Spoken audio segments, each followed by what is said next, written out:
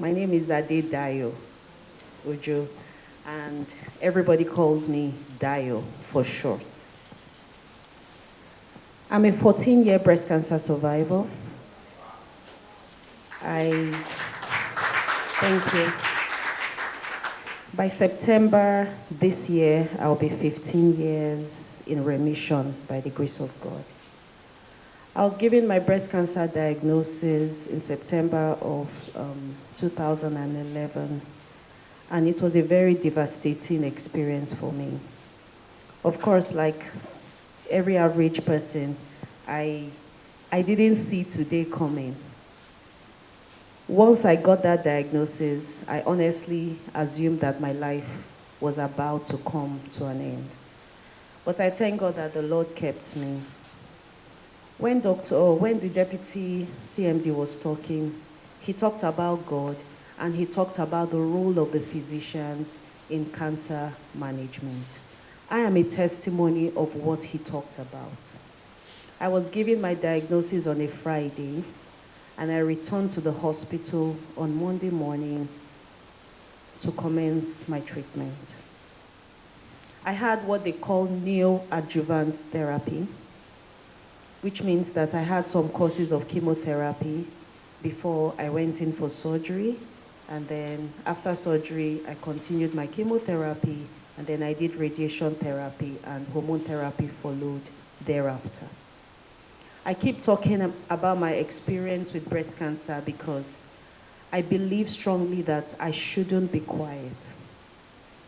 They just shared the diagnosis of a young lady, a 23-year-old here with us.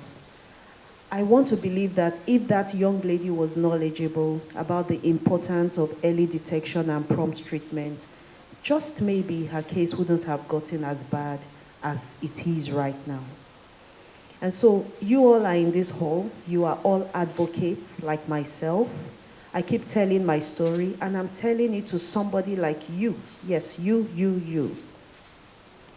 So that when you are out in the field, living your normal life, you can tell people that I have met somebody who survived breast cancer. Now you can put a face to it if you have never met any such person. Because sometimes when people do not go for treatment or do not show up at the hospital to say, oh, this is happening to me, it is basically out of fear and also out of misinformation. Some people say, oh, don't go for chemotherapy. Chemotherapy will kill you. When they come to me, I say, am I dead? I am alive.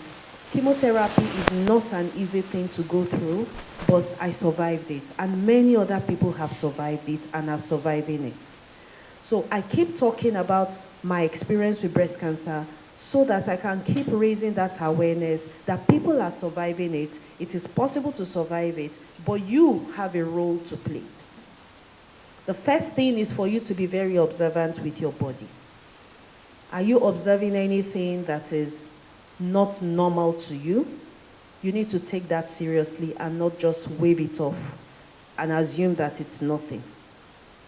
Part of what saved me was the fact that I examined my breast and I detected that I had a lump in my breast, and I took the next step of going to the doctor.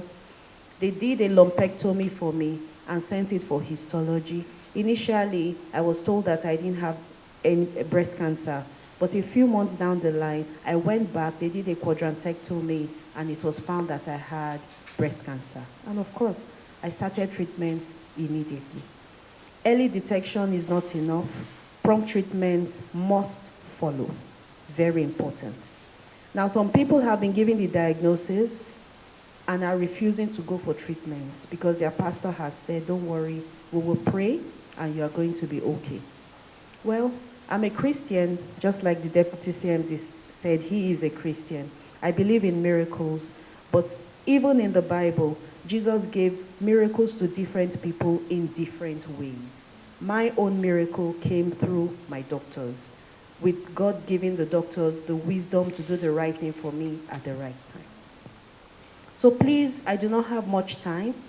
In your different spheres of influence, make sure that you are making the impact that you need to make by telling people that breast cancer or any other type of cancer can be survived if it is detected early and if it is treated promptly. Time wasting or ignorance is not bliss in this matter, and time is of the essence. Once you discover something abnormal in your body, please make sure you see your healthcare providers and listen to them. Listen and obey to their recommendations